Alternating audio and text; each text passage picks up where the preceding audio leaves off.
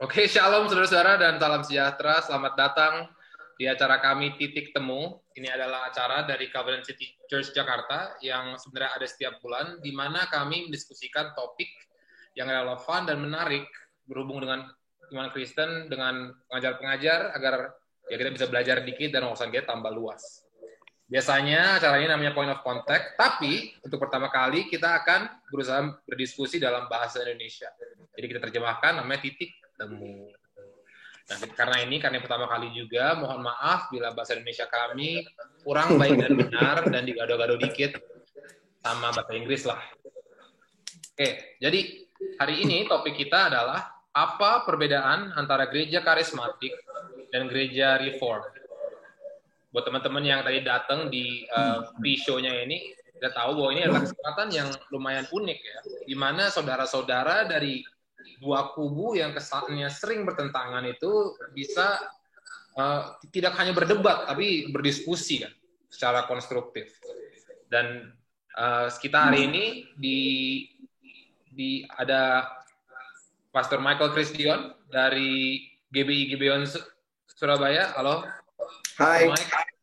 Dan juga ada Pastor Yosia Yusuf dari GBI Rock Sydney, dia international pastor dari GBI Rock Sydney, dan ada juga Tezar Putra. Kalau anak CCC pasti udah tidak asing lagi dengan muka ini. Dia adalah teaching elder di Covenant City Church. Bahasa Indonesianya saya nggak tahu. Kalau bahasa HKBP-nya itu penatua pengajar di sana. Dan itulah. Penatua ya. Penatua pengajar. Penatua. Dan saya sendiri penat dan tua. Penat betul. Jadi moderator kita semua. Oke. Jadi sebelum kita mulai ini teman-teman ya, ini saya kasih rules sedikit, peraturan di depan. Jadi nanti acaranya adalah kami akan berdiskusi dan teman-teman boleh nguping dan mikirkan hal-hal yang kita diskusikan itu, dan setelah itu nanti ada sesi tanya jawab. Buat sesi tanya jawab ini, kami himbau tolong jangan menyebut merek, ya, jangan menyebut nama gereja atau pendeta lain. Kalau iya, saya pastikan pertanyaannya tidak akan dijawab. Tapi kalau misalnya ada satu kepercayaan atau satu praktek yang mau dipertanyakan, itu boleh ya. Ini biar diskusinya tetap sehat dan sejalur dengan tujuan acara ini. Dan kalau misalnya teman-teman ada yang mau nanyakan orang spesifik, misalnya Pastor Yosi, Pastor Mike, atau Pastor Tezar, boleh langsung ditulis di sini dan siapa yang mau ditanyakan. Dan berhubung sekarang sudah ada hampir 350 orang, ada kemungkinan yang sangat besar bahwa pertanyaan Anda tidak bisa dijawab kalau semua bertanya. Tapi saya undang, tolong ditanyakan, dan kalau misalnya acara ini ada buahnya ya dan bisa membantu, mungkin kita bisa bikin acara lagi seperti ini. Oke? Alright. Itu awesome.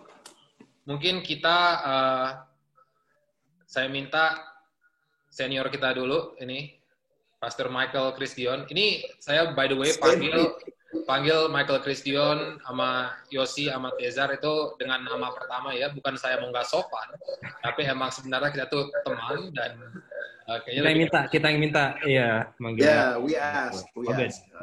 Biar santai. Oke, jadi boleh Mike buka kita dalam satu doa. No problem. Bapak di surga, we thank you so much untuk opportunity ini, untuk kami bisa berdiskusi, berdialog, sesuatu yang jarang terjadi. Tapi kami percaya ini merupakan kehendak-Mu di mana tubuh Kristus bisa bersatu dan bisa membicarakan banyak hal, bahkan di dalam perbedaan, tetapi banyak sekali persamaan. Kami berdoa biarlah orang-orang yang mendengar, teman-teman kami dari berbagai negara, bahkan berbagai kota, juga bisa dibangun, di-edify, dan di-encourage dengan pembicaraan kami. Dan biarlah semua pembicaraan kami bukan tentang organisasi, bukan tentang seseorang, tapi kami membicarakan hal yang memuliakan Engkau, karena kami semua adalah tubuh-Mu dan Engkaulah kepala gereja. Biarlah kepala gereja dimuliakan melalui pembicaraan kami. Terima kasih Bapak, kami serahkan segalanya di dalam nama Bapa, Putra, dan Roh Kudus, Allah Tritunggal yang Esa, di dalam nama Tuhan Yesus. Amin. Amin. Oke. Mungkin saya boleh kasih background sedikit ya dengan gimana aku sama Tez ini bisa kenalan sama Mike sama Yosi. Jadi kita ini bagian dari satu network yang sama, namanya City to City Asia Pacific.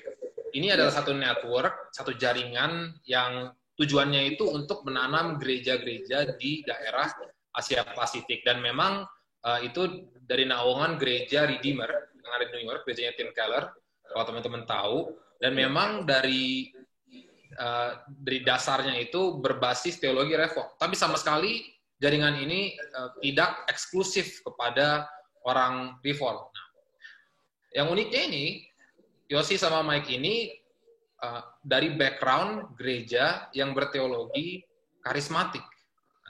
Jadi ini mungkin saya mulai dengan Ko Yosi dan Ko Mike ya.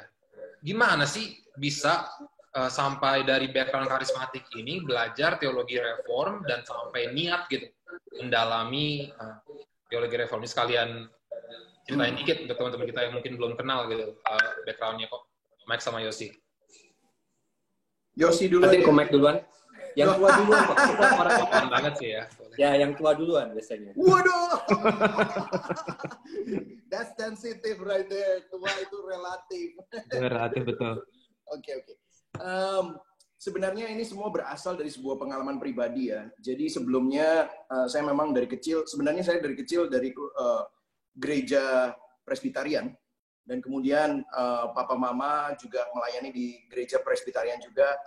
Itu bukan merek ya, Presbyterian aja kan, it's Presbyterian, Orthodox Presbyterian. Dan kemudian waktu saya menganjak remaja, papa dan mama somehow pergi ke sebuah KKR dan dijamah oleh kuasa Roh Kudus tahun 80-an di Surabaya.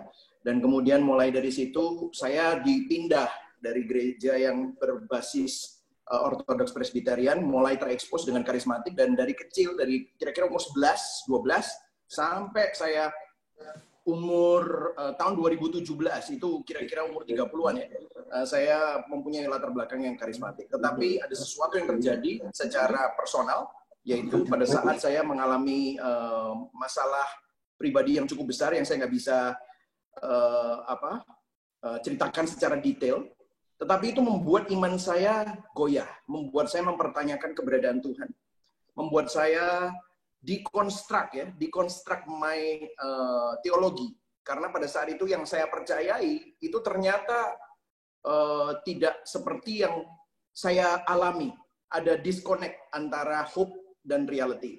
Dan pada saat itu teologi yang saya percayai benar-benar tidak bisa menjawab semua krisis-krisis dan gejolak-gejolak yang ada di dalam jiwa saya. Dan itulah sebabnya saya mulai mencari, jangan-jangan kekristenan yang saya percayai itu bukan versi kekristenan yang sesungguhnya.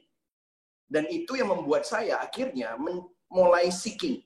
Dan pada waktu saya mulai seek, dan di Amerika, dan pada waktu saya masih di Amerika tahun 2008, ada di sebuah gereja karismatik juga dan melayani di sana dan menjadi salah satu elder di sana juga, dan juga termasuk lay pastor di sana. Tetapi terus terang saya sudah mulai kehilangan iman dan saya mulai lihat, nah kalau di Amerika itu namanya the gospel, kan, the gospel. Nah saya kayak ada sesuatu, apa sih yang the true gospel itu yang mana? Nah disinilah saya mulai mendalami dan saya mulai cari, ternyata yang saya percayai adalah version of gospel yang not necessarily pure gospel. Meskipun itu juga tidak diajarkan secara blatantly, secara jelas gitu, kayak ini loh, gospel ini nih, yang kamu enggak, tapi berdasarkan pelayanan, berdasarkan hal-hal yang aku alami, jelas sekali bahwa itu bukan the holistic gospel, full picture of the gospel yang aku pernah tahu. Dan aku stumble upon several books, dan aku mulai lihat ternyata orthodoxy of the gospel itu go back dari zamannya Martin Luther, zamannya John Calvin, dan kemudian saya mulai baca Instituo, saya mulai baca The Bondage of the Will. Saya baru mengerti apa itu artinya diselamatkan, apa itu artinya justification, apa artinya sanctification. Ya, jadi saya sendiri tidak mengerti dulu apa itu. Saya pikir kalau saya jatuh dalam dosa, saya kehilangan keselamatan saya pasti saya harus minta ampun kepada Tuhan. Kalau sebelum saya naik pesawatnya berangkat, kalau saya berdoa, Tuhan kalau pesawat ini sampai jatuh, ampuni dosaku yang sengaja dan tidak sengaja, hal-hal seperti itu saya nggak ngerti. Padahal saya udah cukup jadi leader pada saat itu. Jadi hal-hal tersebut yang membuat saya akhirnya mencari, dan di sanalah saya mulai mempelajari dan melihat buku-buku kuno, dan juga itu akhirnya saya ketemu sama Tim Keller, saya ketemu sama John Piper, nah di sanalah saya akhirnya belajar teologi dan doktrin yang lebih kental daripada sekedar experience yang saya alami selama ini. Tetapi saya juga tidak bisa mengingkari pengalaman-pengalaman yang saya alami itu adalah benar-benar pengalaman yang berasal dari Tuhan, gitu. Hal-hal yang benar-benar menyentuh hati saya, yang mengubah mata saya. Jadi disinilah saya mulai mempelajari itu semua. Jadi that's the story yang saya yang saya alami secara pribadi. Dan itu akhirnya journey-nya sampai kira-kira tahun 2010, 2011, dan akhirnya sampai 2014 saya pulang ke Indonesia, dan kemudian saya membalakan gereja di Gideon. Itulah ceritanya secara singkat.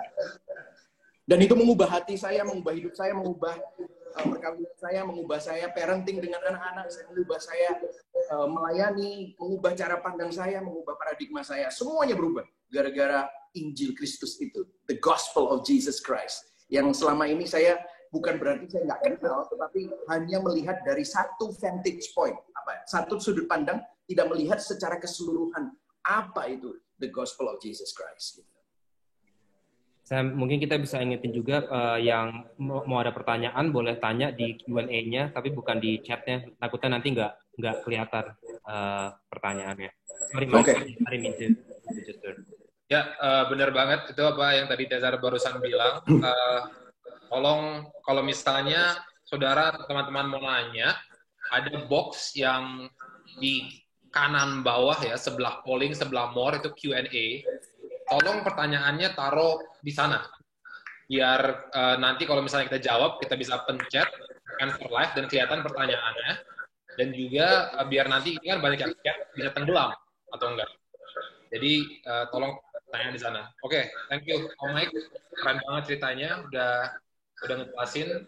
Sekarang mungkin Yosi gimana ya? Gimana bisa ketemu sama background teologi reform dari satu background yang karismatik gitu. Oke. Jadi kan aku lahir dan besar di gereja karismatik.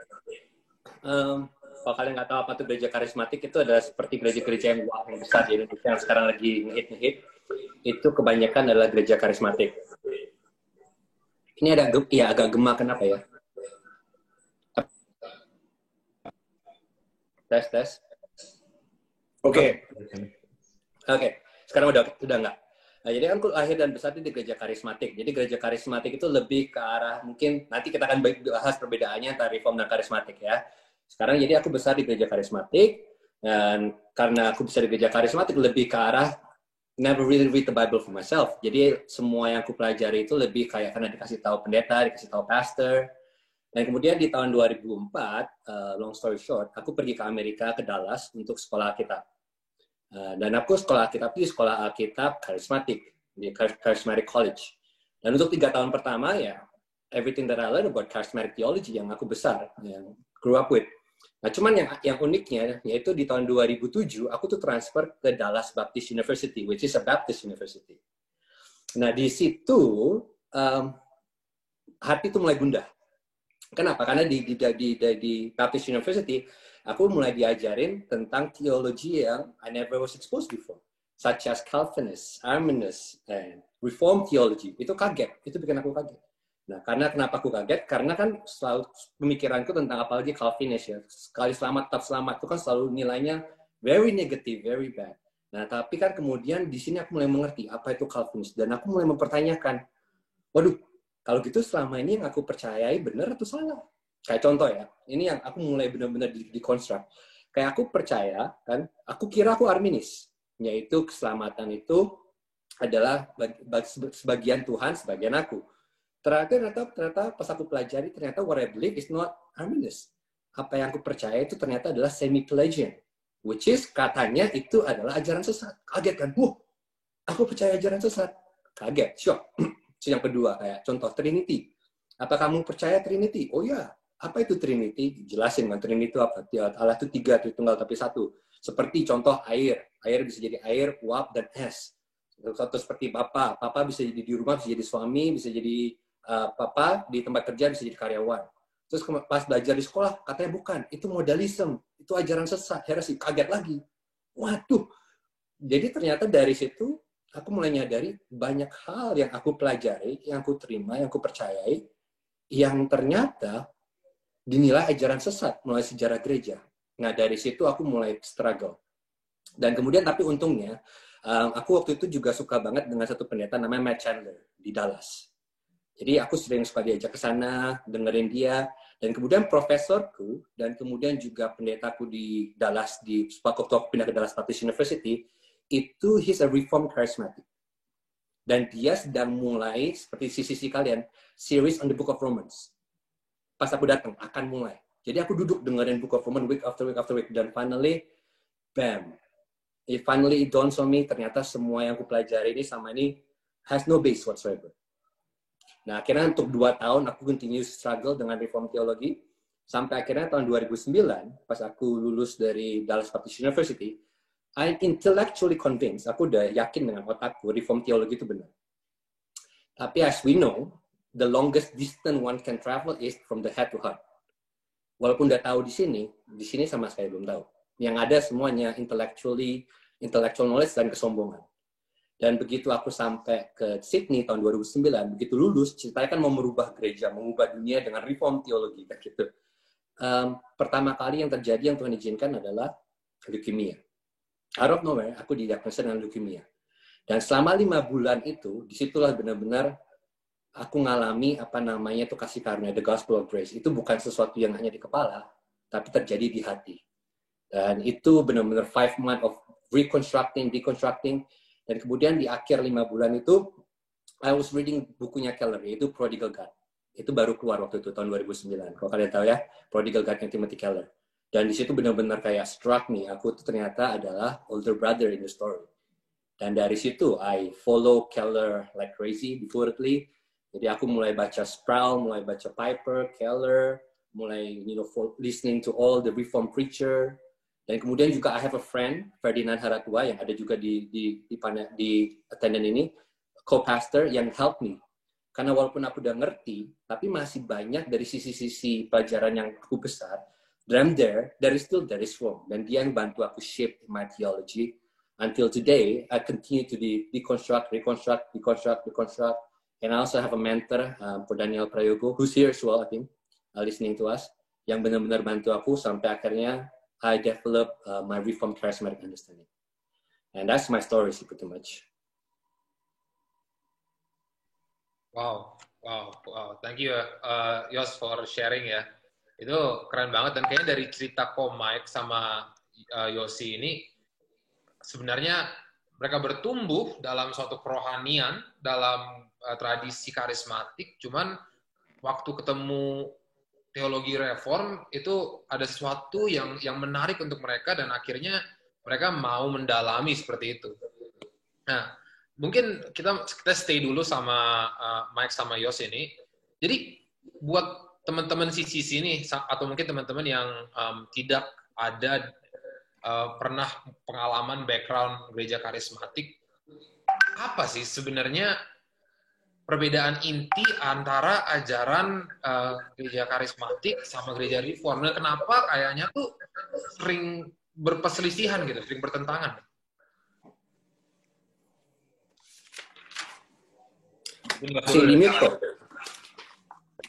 Why don't Yosia start first? I have answers, but yeah, it would be nice. Gantian lah ya. Iya, ini banyak sih ya, karena semakin aku mendalami reform teologi, semakin first of all, I do not reject everything that charismatic is. Jadi aku bukannya meninggalkan karismatik. So I still call myself charismatic. Tapi I have to admit juga ada banyak, khususnya pengajaran karismatik yang terkenal, khususnya di Indonesia, yang I think is not healthy, nggak sehat dan tidak in line with the Bible. What Reform theology teach me adalah untuk go back to the Bible. Itu adalah unsur reform yang paling utama yang I think a lot of time amazing in charismatic. Karena charismatic itu kan experiential based. If we want to be honest, it's very experiential based. Sedangkan Reform theology is very word based, very Bible based. Nah, so what happened is, which one is the starting point? Apakah kita akan mulai start dengan our experience, or are we starting, the starting point is the Bible? Nah, di sini yang aku find the biggest difference between charismatic. Kalau aku ngomong dengan orang karismatik, ya, we're talking about unhealthy charismatic, ya. Itu starting point-nya mereka adalah experience. Oh, aku ngalamin ini, aku ngalamin itu, karena itu pengalamanku jadi kebenaran. And while the Bible tell us different thing, the Bible tell us the Bible is truth, and your experience need to be governed by the truth. Dan yang ini, I think this is a very different point of view. Jadi starting point-nya beda banget. Jadi starting point-nya bukannya what I think, what I believe, tapi what the word say and what God said. That's the starting point. Nah, mungkin aku kasih satu dulu, mungkin Mike bisa kasih yang lain. Ada banyak sih perbedaannya. Ya, jadi kalau misalnya kita ngomongin tentang Pentecostal or charismatic, itu I can recommend a book if any one of you kalau ingin tahu tentang Pentecostal theology. Ada sebuah buku yang ditulis oleh Keith Warrington. Itu Pentecostal Theology, itu ditulis tahun 2008, itu dikatakan bahwa Pentecostal Theology or Charismatic, kita nggak bedakan ya ini di Pentecostal dan Charismatic, karena Pentecostal itu sebenarnya mulainya tahun 1900 yang terjadi di Azusa Street dan yang lain-lain itu, dan kemudian terjadi lagi di tahun 1960 dan 1970, itu lebih karismatik. Kalau Pentecostal itu lebih ke speaking in tongue, Charismatic itu lebih ke arah all the other spiritual gifts, nubuatan, dan yang lain-lain, itu semua lebih ke arah karismatik. Nah, tapi dua-duanya sama di dalam umbrella of holiness movement. Itu holiness movement yang terjadi. Dan kalau kita pelajari Pentecostal theology itu sebenarnya dijelaskan di dalam buku itu, which makes sense waktu saya mulai mempelajari buku itu, adalah theology of encounter. Theology of encounter itu jadi semuanya dilihat dari pengalaman. Nah, kemudian pada saat mereka menuliskan pengalaman-pengalaman tersebut, mereka bukan menolak scripture, tetapi mereka melihat scripture sebagai narasi. Jadi mereka waktu baca scripture itu bukan sesuatu yang terjadi di masa lampau, dan kemudian mereka melihat bagaimana hal-hal itu menjadi simbol. Kalau kita kan kayak gitu ya, there's symbol and then there is a doctrine yang bisa diambil. Nah, enggak. Narasi itu mereka ingin mengalami apa yang dialami oleh para rasul, para tokoh-tokoh Alkitab. Jadi itu yang menjadi fuel. Oh, kita seperti zamannya Elia. Oh, kita seperti Nabi Yesaya. Utuslah aku, ini aku, utus aku. Kita seperti zamannya Paulus. Kita seperti zamannya Petrus, di mana kalau bayangannya aja bisa menyembuhkan, gitu-gitu. Jadi narasi of the Bible itu bisa kita alami secara pribadi, bahkan pada saat ini. Dan kemudian experience itu yang akan mewarnai hidup kita sehingga kita itu bisa merasakan Tuhan. Bukan cuma hanya berdasarkan apa yang kita baca, tetapi kita juga alami. Nah, ini yang menjadi basis dari Pentecostal or Charismatic theology gitu. Jadi nah, of course ini ada objection-nya ya kan? Ini bahayanya, ada bahayanya. Karena bahayanya adalah, oh ya ada yang tanya untuk bukunya apa, nanti akan dikasih ya. By the way, Pentecostal Theology, a Theology of Encounter, Keith Warrington. Oke? Nah, ini semua of course ada bahayanya. Karena apa? Bahayanya adalah kalau pengalaman itu mengalahkan the authority of the scripture. Kalau pengalaman itu menghancurkan apa yang menjadi doktrin Alkitab. Sehingga buat apa ada Alkitab? Kalau misalnya kita bisa dengar suara dari Tuhan langsung gitu. Karena kalau kita belajar ortodoks teologi, saya mungkin nggak mau cuma hanya ngomong reform teologi ya, tapi mungkin ortodoks teologi, revelation. Kita taunya revelation apa? Dua kan? General revelation and apa? Special revelation, betul kan? General and special revelation. Tetapi kalau karismatik itu ada yang ketiga. Itu kan personal revelation. Nah, itu yang bisa membahayakan, karena kalau personal revelation itu mengalahkan apa yang special revelation itu terjadi melalui scripture, maka akan menjadi sebuah kesesatan, karena akhirnya apa kata hamba Tuhan, apa kata nabi tersebut itu bisa menjadi sabda Tuhan. Padahal disinilah kita membedakan, kan, kalau kita belajar ortodoksi dari ortodoks teologi, perbedaan fungsi nabi di Perjanjian Lama dan fungsi nabiah, prophecy in the New Testament is different. Karena Pentakosta belum terjadi, Pentakosta yang original ya. Ini kan sekarang ada Pentakosta kedua, Pentakosta ketiga, I don't know how many Pentakosta. I believe only one time Pentecost terjadi di upper room, dan kemudian itu yang membuat establish the church through the apostles.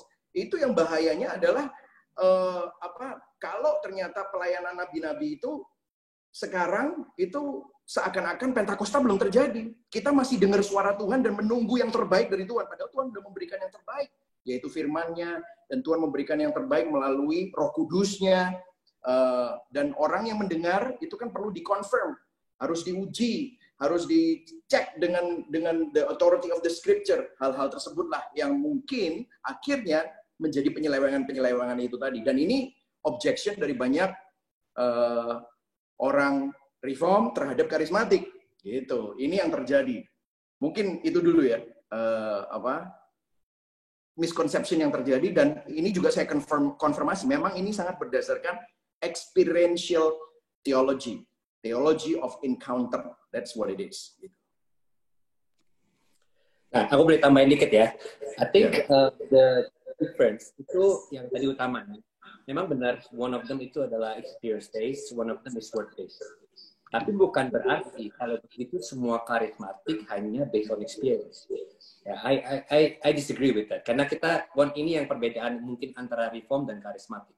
Karena I believe sangat bisa kita hold to charismatic theology yang Bible based, not experiential based.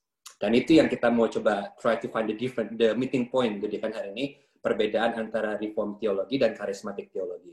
Di mana reform teologi, okay, correct me if I'm wrong, Tessa and Sam, reform theology believe in the cessation of the spirit. Jadi maksudnya the gift of the spirit. Beberapa gift of the spirit itu sudah nggak berlanjut lagi. Khususnya maybe if I can point one is the gift of prophecy, correct? Ya, itu yang the ultimate one, right? Sedangkan kita kita dari karismatik, we can argue from the Bible, we can look at the Bible not just from experience, tapi from the Bible, from exegetically, hermeneutically, itu bahwa this gift still continue.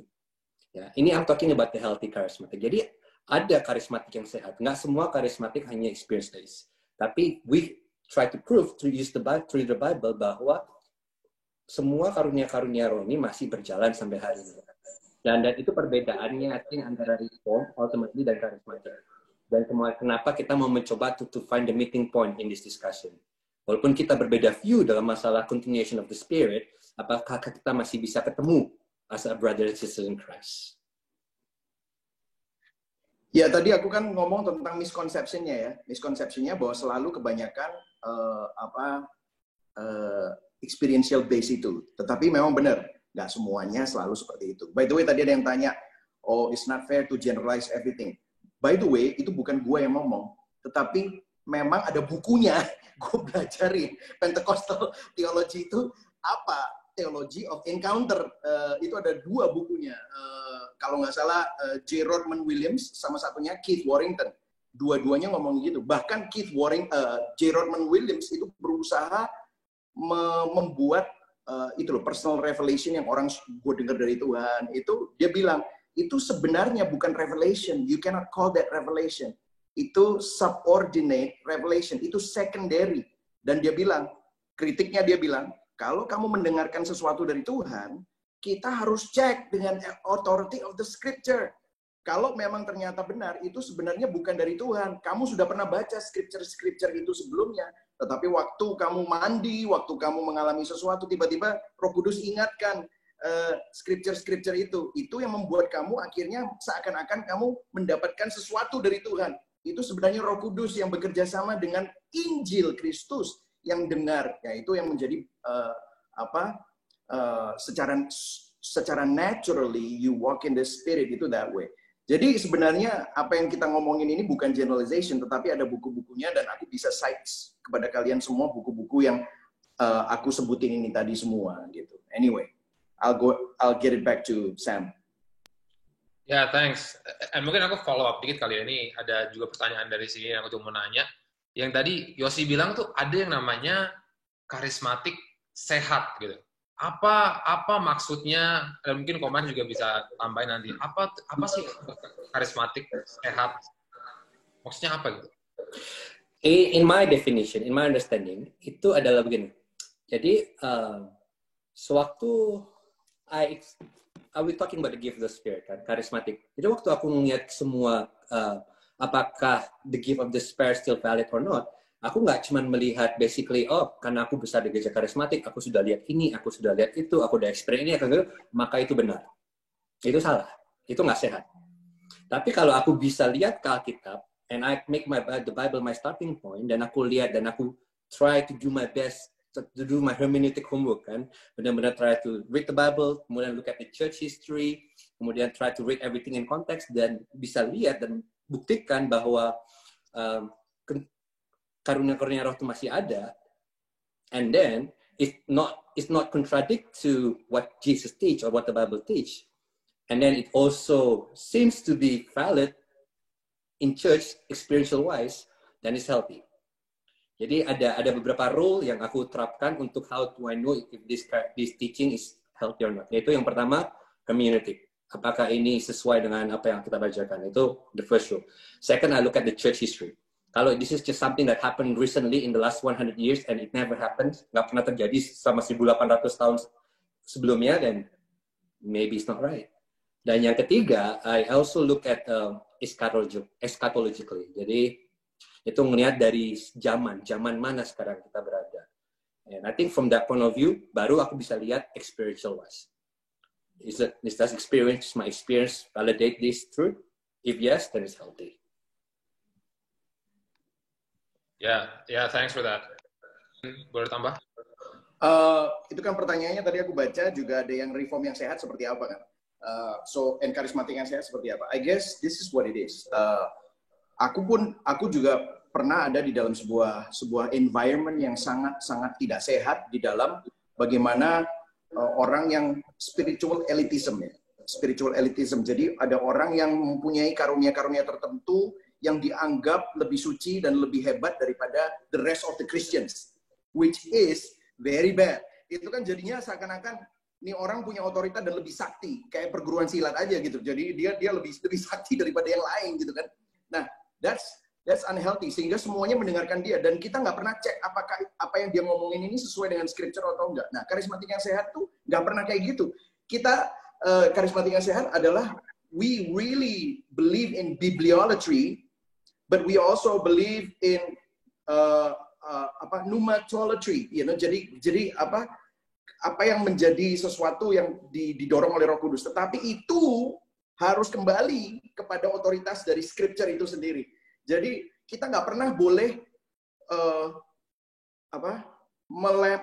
melenceng dari sola scriptura, and also the confession, pengakuan iman rasuli, and also the creeds, all creeds and all the Nicaea. Kita harus lihat apakah itu tuh sesuai atau tidak, dan itu yang menjadi guardrail kita.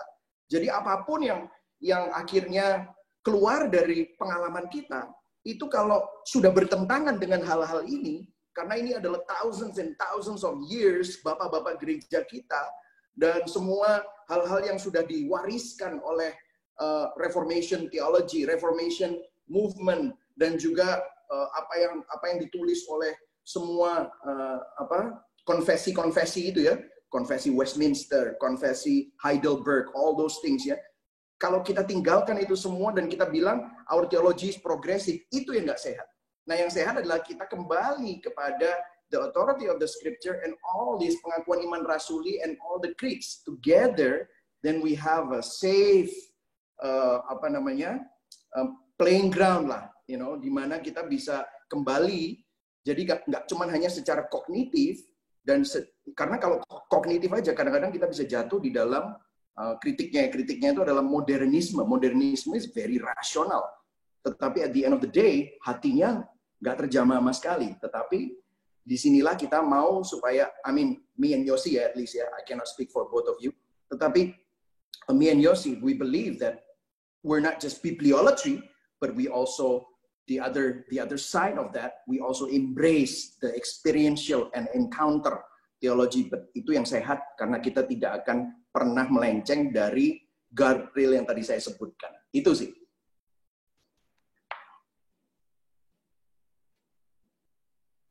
Ya, makasih. Thank you banget itu untuk sharingnya tadi, itu mantep banget. Itu juga konsisten mungkin dengan pengalaman saya sendiri tentang gereja karismatik. Jadi untuk teman-teman yang nggak tahu, biar saya sharing aja dikit. Saya sendiri juga dulu waktu saya pertama kali mulai pergi ke gereja itu di gereja yang karismatik, yang lumayan besar di daerah sini. Saya tidak akan sebut yang mana, dan sama seperti apa yang dikatakan Pastor Mike dan Pastor Yossi, apa yang ditekankan itu adalah pengalaman saya dengan Tuhan, gitu kan.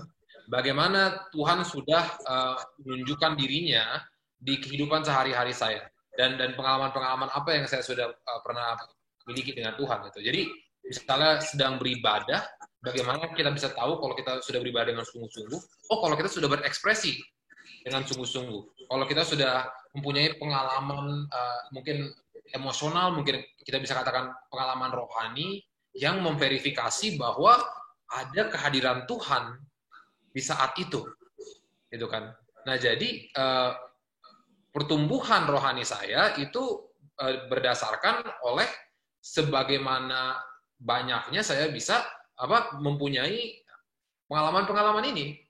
Dan akhirnya seperti apa yang dikatakan Ko Yossi atau Ko Mike, benar salahnya suatu teologi atau satu pendeta atau satu gereja itu berbasis 100% dengan apa yang saya alami saat saya beribadah di situ, atau apa yang saya alami saat saya mendengarkan orang itu berkhotbah, gitu kan.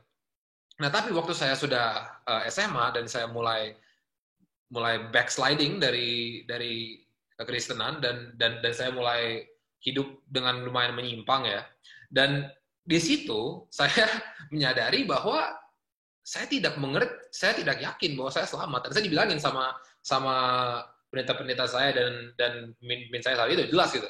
Kalau misalnya kamu nggak ke gereja lagi, kalau kamu sampai murtad gitu, kamu udah hilang keselamatan. Dan aku hidup, walaupun aku nggak bilang kalau aku udah nggak Kristen lagi, secara hidup, secara pemikiran, secara semuanya itu nggak ada namanya Kristen-Kristenan. Nah, jadi itu udah mikir, ada dilema itu. Ini udah belum ya? Gue beneran kayak masuk neraka gitu kan? Ini udah enak belum? Tuhan maafin gue saat ini gitu. Nah, dan dari situ baru saya mulai bisa melihat, oh ternyata Alkitab tidak mengatakan hal itu, gitu kan?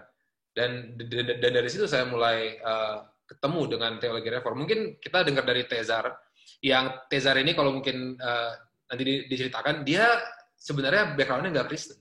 Dan masuk Kristen langsung masuk reform. Jadi gimana tes tentang kayak persepsi kamu tentang kayak gereja karismatik gitu? Ya mungkin aku singkat aja ya yang soal background sama karismatik, biar mungkin kita bisa juga masuk ke pertanyaan-pertanyaan. Aku lihat udah ada 44 pertanyaan, mungkin kita bisa mulai jawab juga. Singkat aja, saya background-nya Muslim, saya besar sebagai Muslim dan terima Yesus di US waktu ada yang sharing the gospel sama saya. Long story short, dia membantu saya sadar bahwa saya nggak bisa bayar dosa saya sendiri. Dan saya juga Injil adalah satu-satunya cara di mana saya bisa selamat, tapi juga Tuhan yang menerima semua kemuliaan, semua kredit dari keselamatan saya. Saya nggak ada 1 ounce of pride yang bisa saya tekankan karena keselamatan saya telah di accomplish oleh Jesus, not by me. Dari awal saya udah masuk gereja Presbyterian, tapi sebagai young Christian, I was not reformed.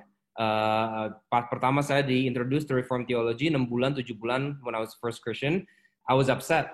very angry at a lot of things yang reform teologi talked about, seperti salvation by faith alone, tapi juga Tuhan yang memilih lah, all this kind of stuff, predestination, all these kinds of things. Tapi 6-7 bulan setelah saya menjadi Kristen, saya mendalami Alkitab lebih lagi, dan saya cenderung untuk ke reform, dan sekarang 11-12 years later masih terus down the reform side. I was not exposed untuk ke banyak teologi karismatik, tapi mungkin yang kita bisa maju diskusinya mungkin lebih akan lebih membantu kita kalau kita mulai differentiate doctrinal positions, karena kita semua agree bahwa reform lebih ke otak dan karismatik lebih ke hati, lebih ke Bible, lebih ke experiential. Kita agree semua itu udah pasti, tapi kalau kita mau ke down to the bottom of it, I think kita harus bahas adalah hal-hal seperti, kan tadi ada yang tanya juga, ini kalau semuanya reform, titik temunya di mana? Kan semua udah ketemu di reform gitu kan? Belum tentu juga. Banyak perbedaan antara kita semua. For example, pengertiannya speaking in tongues. Saya beda dengan Mike dan Yosi. Kemungkinan kita akan bahas mungkin ya. Cessationist sama continuous. Apakah gifts of the Spirit itu masih lanjut dari 20 atau dari 22 yang ada di Alkitab? Itu ada semuanya lanjut atau semuanya berhenti, atau ada yang lanjut, ada yang berhenti? We don't know. Kita belum ketemu dalam titik itu. Right? Masih ada perbedaan itu juga. Contoh-contoh yang lain Pentakos, apakah itu satu yang terjadi hanya sekali, apa bisa ulang-ulang terus? Prophecy definisinya apa? Baptism sekali atau 2 kali atau 3 kali atau 4 kali? Itu things yang kita masih bisa harus bahas, dan mungkin dari pembahasan itu akan bikin perbedaannya lebih clear, I think. Ya bisa kita membahas hal itu. Jadi sebenarnya apakah, kan kita seperti apa tadi Yosi bilang dan Mike bilang gitu kan, ada hal-hal seperti buah-buah Roh Kudus, karunia-karunia Roh Kudus yang berbeda antara reform dan karismatik, dan hal-hal seperti ditulis di tanya jawab ini, pembaptisan percik, pembaptisan selam, pembaptisan anak. Apakah hal-hal ini seharusnya memisahkan kita? Seberapa jauh harusnya hal-hal ini memisahkan kita, dan kita bisa seberapa banyak ketemunya gitu? Boleh aku jawab, soalnya ini yang gampang, yang susah kasih komen yang Tesar ya. I want to recommend satu buku, yaitu yang ditulis sama Gavin Ortlund. Nanti kalian akan temukan di list bukunya, itu tentang Finding the Right Hill to Die On.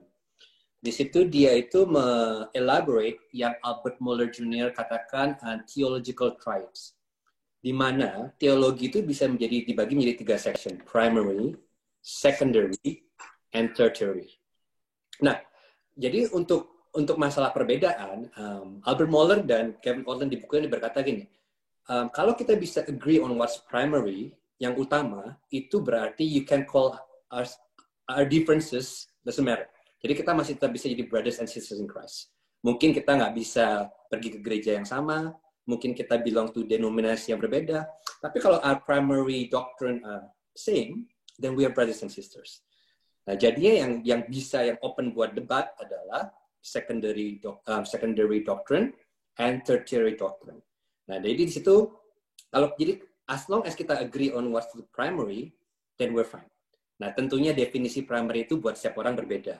Dan kalau kita mau go back to the Bible, dan kita mau lihat Alkitab, yang definisi yang primary adalah seperti yang kita lihat dari Apostle Creed, dari Nicene Creed, dari semua yang sudah kita pelajari tentang salvation, tentang who God is, Trinity. Nah, itu sesuatu yang the Bible is black and white. Dan waktu Bible black and white, kita harus black and white.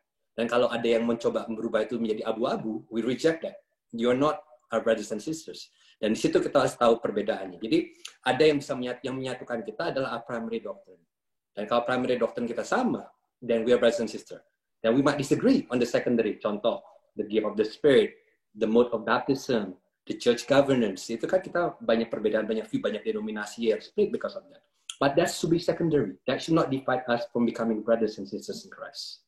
Dan kemudian ada tertiary. Tertiary itu yang lebih ke arah personal preference. Musik model apa yang kita mau pakai, drum boleh enggak, and stuff like that. itu tertiary matters. Jadi as long as we agree on the primary matter, I think kita bisa call ourselves brothers and sisters. That's the uniting point of us. Dan kita tentu di sini agree ya. Kita semua berempat agree bahwa the primary doctrine that we hold dear itu adalah the gospel. As long as we agree on what the gospel is, we are brothers and sisters. Aku rasa di situ titik temunya. Bahkan menurut aku kayak speaking in tongue or not itu menurut saya adalah tertiary bukan secondary even, karena kalau maksudnya gini, I read some of these books ya, I forgot which one, tapi aku read some of these books, mereka bilang begini, kita bisa lihat bagaimana the Bible is talking about some of these stuff dari presentasi yang di talk about.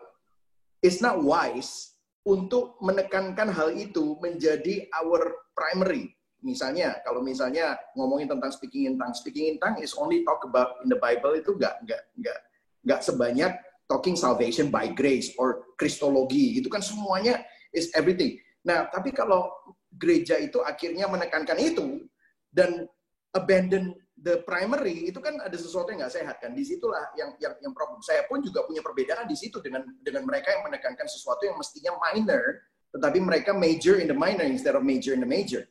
That's the problem. Makanya saya bilang kalau misalnya yang minor itu mestinya tertiary menurut saya. Tetapi that's some people are different ya. Mereka menganggap itu sebagai bahkan rela untuk gereja pecah gara-gara itu ada yang melakukan itu. Tapi menurut aku that's where kita ketemu di primary doctrine itu tersebut gitu. Nah, kalau perbedaan kita ngomongin ya kayak misalnya speaking in tongue gitu ya. We believe there is, karena ada yang memang masih speaking in tongue, tetapi we follow 1 Corinthians 14. We follow that in di dalam kebaktian tidak dilakukan, dan itu juga dilakukan di 1 Corinthians 14 ditulis oleh Rasul Paulus bahwa bagaimana kalau ada orang baru datang dan mereka mendengar kamu berbicara dan mereka menganggap kamu gila, sehingga we don't use that. It's supposed to be unless kalau sampai ada 2 atau 3 orang interpreting. Tapi selama ini kan nggak pernah ada so far. What happened? Pernah nggak? That's what happened.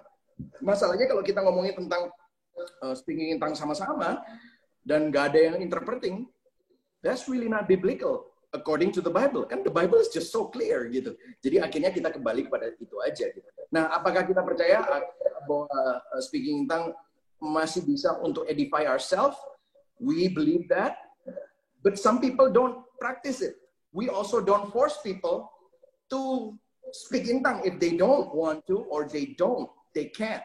They don't have the gift, then it is not forced. Berarti bukan mereka itu adalah orang yang second level atau yang belum sesakti yang udah ngomong gitu.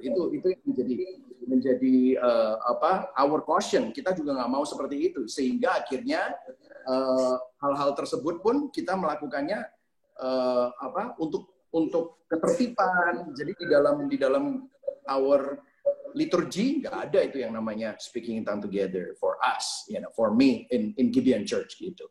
Jadi, tapi kita tetap percaya. Nah, apakah ada venue-nya? Well, there are. Kayak misalnya doa puasa, doa syafaat.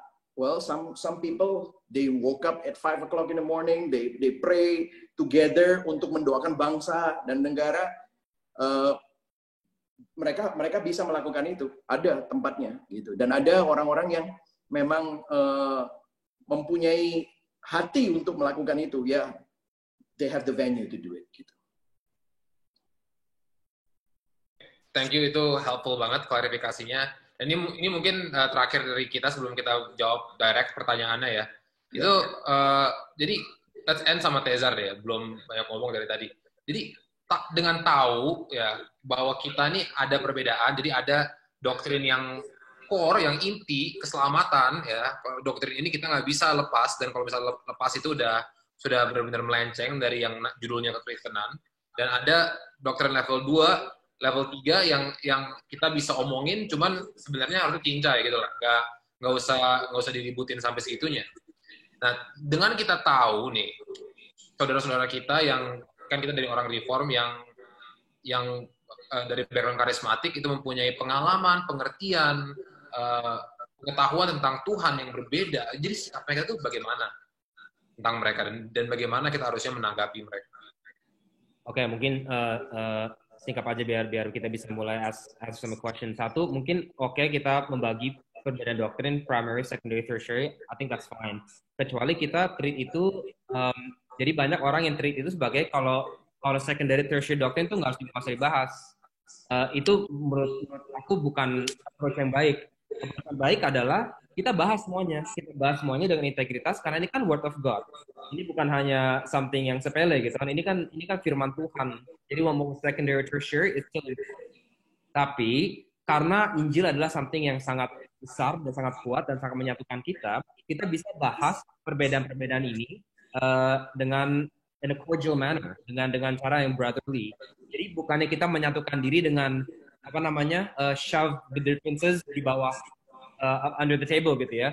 Tapi kita tetap united, tetap satu, walaupun dengan ability untuk bahas these differences. Aplikasinya gimana? Ya seperti yang kita lakukan sekarang, kita sebagai city-to-city bareng, kita do Zoom webinar bareng, tapi kita tidak bergereja di gereja lokal yang sama. Secara institusi, kita nggak bareng karena kita punya conviction yang berbeda. You see what I'm saying? Tapi we're brothers. Aku akan spend eternity sama Yosi dan Mike, and I have to get used to it. You know, like we're brothers, we're family, we love each other. Tapi karena kita juga pegang pada firman Tuhan yang tua, secara institusi, kalau kita punya integritas, ini adalah word of God. Tuhan bilang begini, kita nggak bisa institusi, tapi bukan berarti kita musuhan, institusi berbeda, berarti sama. Nah, gimana cara kita reaksi atau respon kepada orang-orang karismatik yang you said, Sam, pengertian tentang Tuhan beda. Mungkin itu kita let's back up sedikit, kita tanya dulu, oke, kita jangan bilang karismatik reform. Kita bilang, kita deskripsikan berdasarkan truth claim-nya mereka tuh apa tentang doktrin, sebuah doktrin. So, when you say aku karismatik, maksudnya apa? Kamu karismatik atau aku reform, maksudnya apa? Kalau karismatik itu maksudnya aku suka musik yang keras, aku juga suka musik yang keras. That's not what charismatic. What do you mean you're charismatic? Oh, aku karismatik itu aku cessationist. Okay, good. Now we have something to talk about. You're cessation, I'm continuous. Ayo kita ngomong. Aku karismatik percaya, Jadi I'm curious. I wanna ask first. What do you mean when you say you're charismatic? What do you mean when you say you're reform?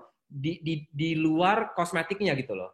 Di luar, truth claim-nya apa? Dari situ kita bisa ada diskusi yang sehat, dan maybe we can talk about some of that right now if that's of interest. Oke, keren banget transisinya, sangat smooth kepada pertanyaan Tezar ini. Jadi kita akan mulai jawab pertanyaan. Jadi intinya tuh kita nggak bisa mengkategorikan secara keseluruhan karismatik kayak gini dan semuanya kayak gini, reform itu kayak begini, orang reform kayak gini. Nggak bisa kayak gitu. Semuanya ada spektrum dan kita harus mendiskusikan secara spesifik apa yang mereka percayakan ini. Dan mungkin ada satu pertanyaan yang menarik dan ditanyakan berkali-kali ya, tapi ini saya ambil satu doang iterasinya dari connecting. Jadi from my experience manifestasi Roh Kudus benar-benar real. Holy laughter, speak in tongue, rebah, kisi. Dan saya tidak menolak hal ini terjadi dalam jemaat. Namun apakah benar reform menjauhkan hal ini dari jemaat? Ada yang bertobat lewat kesembuhan, bertobat lewat encounter with Christ, sedangkan reform sangat kuat dengan pengajaran teori. Bisa nggak dicampur gitu? How can it be both? Mungkin ini buat yang reform kali ya. Kita semua reform, tapi gimana? Mungkin I can maybe respond to this. Apakah reform itu nggak agree dengan apa tadi spesifiknya, Sam? Holy laughter.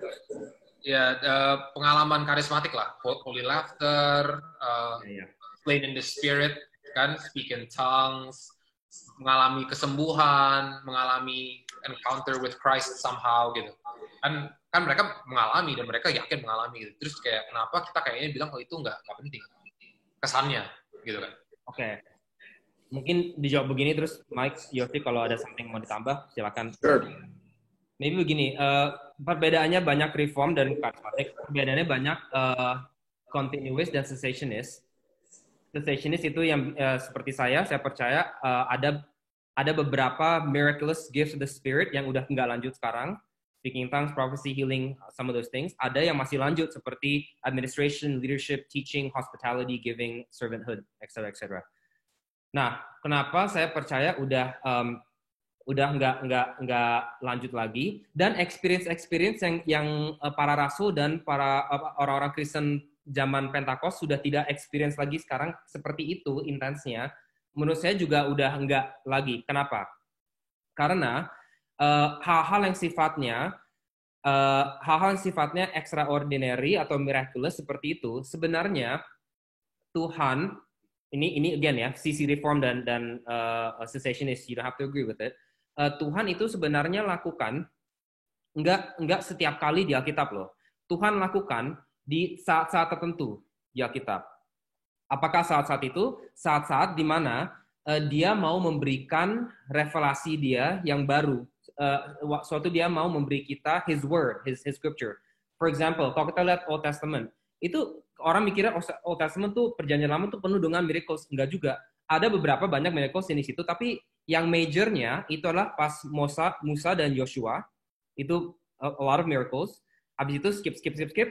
Elijah sama Elisha, itu banyak banget miracle-nya. Habis itu skip, Yesus. Habis itu awal Acts ya, akhir Acts juga udah berkurang loh. Kisah para rasul akhir udah berkurang. Awal kisah para rasul banyak miracles. Kenapa Musa, Elijah, Jesus, dan apostles? Oke, karena itu adalah titik-titik di mana Tuhan memberikan revelation-nya dia. Oke, let's continue. Di Mount Transfiguration, Yesus bertemu dengan Musa dan Elisha. Kenapa Musa dan Elisha? Karena Musa itu the law apa ya? Torah, right? Elijah represents the prophets. I'm sorry. What Indonesia? Nabi. Musa representative of the law, Elisha representative of the Nabi. Di Perjanjian Baru, apakah dibilang these are two the greatest commandments? Ini semua hang on the law, prophets and the apostles. The law and the prophets. Ya kan? Musa dan Elisha. Jadi Musa dan Elisha, Torah dan prophet itu summary-nya Old Testament. Okay? That's why setiap kali Tuhan memberikan revelation baru, dia curahkan hal yang bizarre seperti yang kita lihat di Musa dan di Elisha.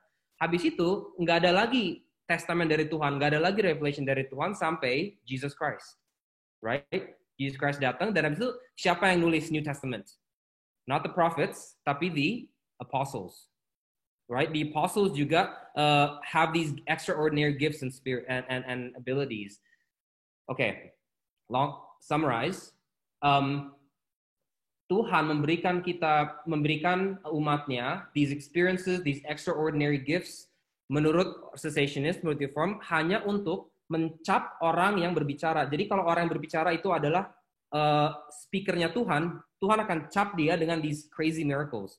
Musa dicap pas ngelawan Pharaoh, ya kan? He does all these crazy miracles, membuktikan bahwa dia adalah pengantara God's word, sebenarnya bukan magiciannya Pharaoh, ya kan? So he beats them. Elijah adalah dicap sebagai pengantara firman Tuhan, bukan the prophets of Baal, right? Jesus, my son, the apostles, my people. Dan sekarang karena Alkitab sudah ditulis, Perjanjian Lama dan Perjanjian Baru sudah ditulis, Tuhan tidak lagi menggunakan hal-hal seperti itu untuk mencap orang lagi, karena Alkitab sudah tutup, Genesis to Revelation.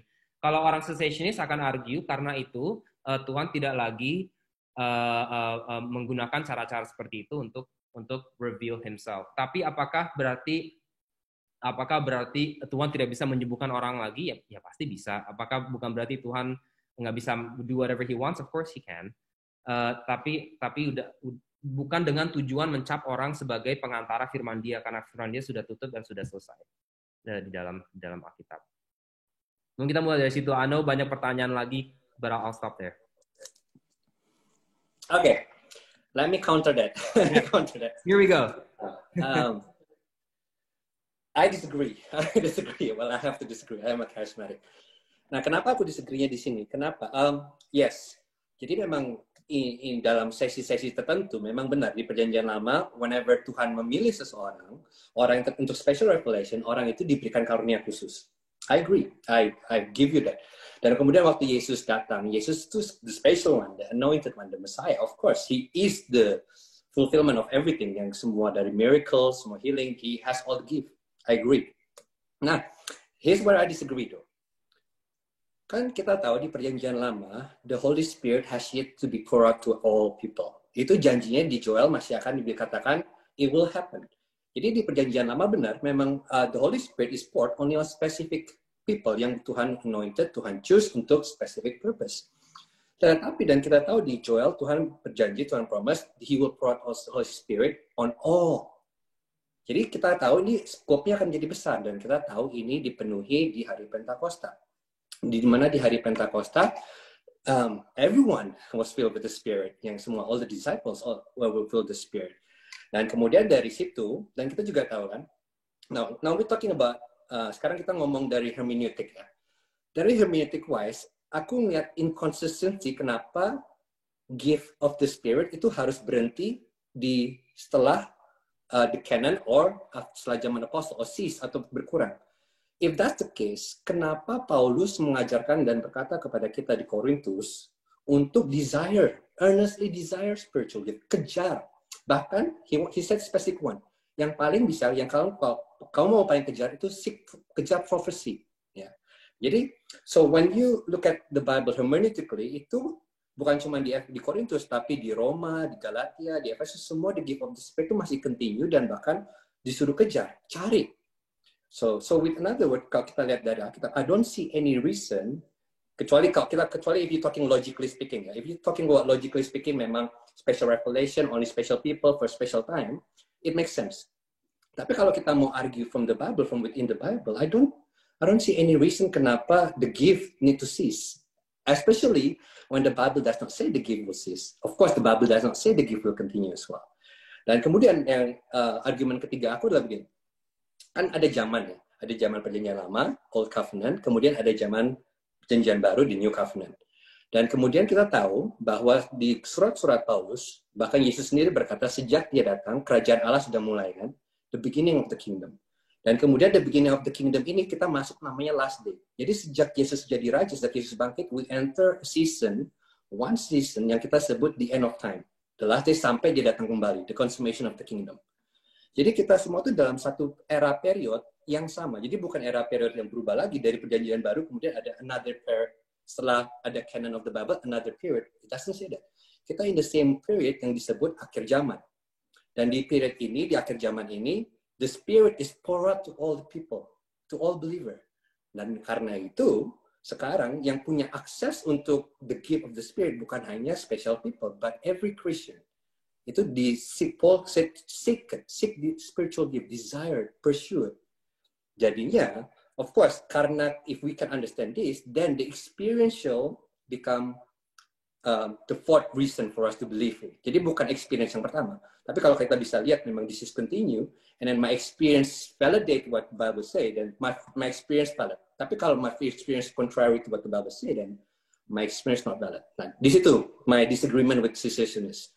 Jadi I still believe that experience still matter, still have valid point if it's according to the Bible. Okay. Yeah. Sorry. You want to respond for a second? I think so. I think that it could be helpful. Is that okay? Yeah, sure. Go ahead. Jadi again dari sisinya cessationist, agree bahwa sekarang kita ada dalam wilayah baru or different redemptive historical era ya, di mana the Holy Spirit sudah datang, Holy Spirit yang dijanjikan sudah datang. Iranya sama, tapi kalau orang cessationist would answer, jawabnya adalah mereka akan bilang bahwa saat zaman baru itu dimulai, ada outpouring of the Spirit yang lebih dan sudah akan mengurang setelah itu. Kenapa? Let me give you the biblical interpretation for this. Karena Pentecost itu selalu di Alkitab digabung as a one-time event, both in the pouring of the Spirit dan juga the experiences yang dialami. Oke. Karena Pentakost itu selalu digabung oleh kebangkitan, kenaikan, dan kenaikan Yesus. I'll read some passages ya. Yohanes 16, 7-10. Ini gabungan kebangkitan Yesus, kenaikan Yesus, dan Pentakos, datangnya Holy Spirit. Selalu digabungin menjadi one time event. Oke. Yohanes 16, 7, 10. Namun benar yang kukatakan ini kepadamu adalah lebih berguna bagi kamu, ini Yesus yang ngomong ya, lebih berguna bagi kamu jika aku pergi, bangkit, naik, sebab jikalau aku tidak pergi, penghibur itu tidak akan datang kepadamu, Holy Spirit kan, tapi jikalau aku pergi, aku akan mengutus dia kepadamu. Oke? We're combining the resurrection, ascension, and the Holy Spirit Pentecost in one event. So it's a one-time event. Efesus 4:8. Itulah sebabnya kata Nas, tatkala ia naik ke tempat tinggi, Yesus, ia membawa tawanan-tawanan, ia memberikan pemberian-pemberiannya kepada manusia. When he ascends on high, he gives the Holy Spirit as a gift. Again, ascension sama the giving of the Holy Spirit. Last verse, Kisah Para Rasul 2, pasal 32-33. Yesus inilah yang dibangkitkan Allah, dan tentang hal ini kami semua adalah saksi, dan sesudah ia ditinggikan oleh tangan kanan Allah dan menerima Roh Kudus yang dijanjikan itu, maka dicurahkannya apa yang kamu lihat dan dengar di sini. Okay, that's my first point. The Pentecost is a one-time event, both in the curahan of the Holy Spirit, the amount of it, and the experience of it is a one-time event. Now, kenapa itu sudah tidak berlanjut sekarang? Karena those experiences sangat tersatu dengan the apostles. Just like the Old Testament itu experience miracle itu kesatu dengan the prophets, di New Testament experience itu sangat bersatu dengan the apostles. Let me see if I can find passage-nya ya. Sorry. I forget. Tapi ada passage that says ini adalah experience. Every time this happens, there's an apostle there, or there's an apostle, ada rasul yang berada di situ, atau ada rasul yang connected to the community, tapi enggak dengan sendirinya. So I'm getting my thoughts jumbled here. Tapi kalau orang cessationist bakal bilang, walaupun kita ada dalam era yang sama, curahan dan jenis gift Roh Kudus yang diberikan pada saat mulanya udah enggak lagi sekarang. And you can also see that di Kisah Para Rasul, all these miracles terjadi di awalnya, tapi pas di terakhirnya udah enggak lagi. They start to die down. Dan juga last thing I'll say, sekarang kita udah nggak ada, orang cessationist percaya bahwa kita sekarang udah nggak ada rasul lagi. Rasul is done. Itu juga one of the reasons why there's no more of these spiritual gifts yang dikasih. That's maybe where the disagreement is. But I totally get your point, and I see where you're coming from. Now, can I add? Okay. Do it. This is great. This is a true discussion right here. Jadi gini, I study both actually. Dari cessationist point of view and continuous point of view. And aku sendiri waktu terakhir, pertamanya more and more leaning towards cessationist. Tapi kemudian as I go back and look at what happened in my life, there are several intersection of my life di mana somehow Tuhan intervene, Tuhan melakukan hal-hal yang tidak di luar akal dan pikiran. Disinilah saya tidak bisa mengingkari apa yang saya alami itu merupakan suatu pekerjaan Roh Kudus melalui manusia yang akhirnya membuat saya menghidupi panggilan saya kepada kemuliaan Tuhan. Dan ini bukan tentang saya, it's not anthropocentric atau very narcissistic ya, tetapi untuk kemuliaan Tuhan. Nah, disinilah akhirnya saya mulai cari, ada nggak sih buku-buku yang akhirnya bisa memberikan pandangan. Dan saya mau cari adalah orang-orang sesasionis yang akhirnya menemukan atau breakthrough sendirilah caranya bagaimana mereka menemukan jawaban-jawaban yang akhirnya membuka suatu pintu di mana mereka, dalam tanda kutip, Wayne Grudem bilang progressive cessationism. Nah, disinilah saya menemukan sebuah buku yang saya mau rekomend untuk orang-orang bisa baca. Namanya Who's Afraid of the Holy Spirit? Who's Afraid of the Holy Spirit? Yang ditulis oleh dua orang profesor dari Dallas Theological Seminary. Dan yang amazing adalah yang nulis ini adalah ini collection of essay of the topics by scholars yang broadly itu cessationist perspective. Tetapi mereka sebenarnya di dalam beberapa event dalam hidupnya mereka mengalami krisis. Ada yang anaknya sakit, ada yang benar-benar mengalami krisis di dalam hidupnya, dan mereka akhirnya mengakui di dalam buku itu bahwa apa yang mereka pelajari dalam Greek and Hebrews and all the hermeneutics and exegetical yang mereka pelajari itu tidak menolong mereka, karena yang mereka alami itu sesuatu yang I don't know, again this might not be a picture of true all reform like seperti itu, tetapi di sana mereka baru sadar bahwa mereka membutuhkan sesuatu yang lain. Of course, I also believe that banyak orang reform juga percaya the work of the Holy Spirit inside of the heart. Tetapi disinilah mereka membuka hal-hal tersebut. Nah, kebetulan juga Wayne Grudem adalah salah satu yang nulis forward-nya ya. Nah, disinilah dia memberikan sebuah suggestions. It's called progressive cessationism. Nah, now that is more of my position right now. I am more lebih ke arah progressive cessationism, di mana saya sangat open, tetapi juga sangat cautious dengan hal-hal yang karena gini, banyak sekali abuse. Nah, bagaimana saya sendiri pribadi pengen tahu, setelah membaca beberapa buku, ada sesuatu yang perlu kita cermati. Setiap kali spiritual gifts itu terjadi, yang harus kita cari adalah fokusnya itu apa? Fokusnya apa? Fokusnya adalah, kalau fokusnya adalah anthropocentric, manusia, narsisistik. Jadi untuk dirinya sendiri. Nah, disinilah salahnya. Karena akhirnya kita hanya menjadi manifestation junkies. Kita hanya cari kecanduan manifestasi Roh Kudus gitu ya. Kita hanya cari hype demi hype. Makanya kalau ada orang punya karunia nubuat, wah, rame banget tuh kebaktian. Semuanya pada pinta dinubuatin, padahal nubuatannya juga banyak yang salah. Saya pun pernah cek, ini bener nggak sih 2 tahun kemudian, lu dinubuatin kayak gini nih, terjadi nggak? Nggak terjadi, Pastor. Nah, this is wrong, gitu. Tetapi apakah ada dari 150 orang atau 200 orang yang dinubuatin, ada yang benar? Well, ada 1 atau 2, dan itu benar-benar nggak masuk akal benernya. Kok bisa benar gitu? Nah, there's also chance, kok bisa, kesempatannya itu kayak probabilitas benernya itu kok bisa seperti itu. Disinilah kita tidak bisa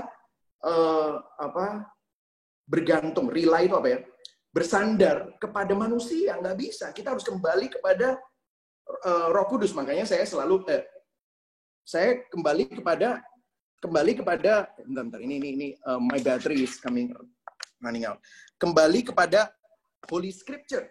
Karena kalau enggak, kita akan tersesat di dalam itu semua. Nah, saya selalu menjelaskan kepada jemaat seperti ini. Apa yang terjadi di Perjanjian Lama itu berbeda dengan Perjanjian Baru, karena Pentakosta. Jadi ini kombinasi antara apa yang tadi Tesar bilang, dan juga kombinasi antara apa yang Yosia jelaskan. Karena Pentakosta belum terjadi di Perjanjian Lama, makanya Tuhan membutuhkan orang-orang tertentu itu diurapi, dan dia stamp. Dia itu benar-benar memberikan suatu validitas terhadap orang-orang tersebut bahwa ini adalah hamba Allah. Tetapi waktu Pentakosta dicurahkan, Roh Kudus yang ada di dalam saya dengan Roh Kudus yang ada di dalam Sam, di dalam Yosia, di dalam Tesar adalah sama. Jadi kalau ada orang yang memberikan spiritual gift as prophecy, itu tidak bisa kita terima mentah-mentah. Kita harus cek dengan Alkitab. Dan kalau saya punya Roh Kudus, masa Roh Kudus nggak ngomong sama saya, tapi ngomong sama dia, kan aneh. Kan nggak mungkin dong, masa kan sama-sama Roh Kudus. Kalau frekuensinya beda berarti roh setan gitu. Jadi makanya kita nggak bisa ada sesuatu yang direktif, kayaknya seperti ahli nujum, paranormal. That's not true.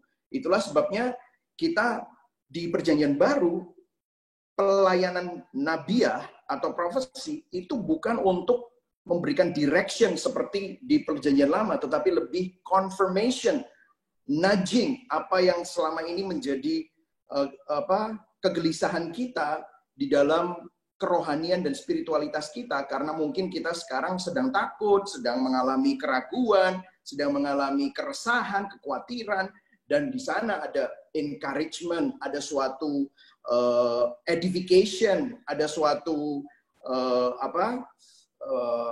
penguatan di dalam iman kita melalui apa yang dikatakan orang tersebut. Nah, itu juga bisa dalam hal nggak usah ngomong saya dengar dari Tuhan atau nggak usah ngomong yang aneh-aneh, tetapi bisa saja melalui firman Tuhan atau kadang cuma hanya doa.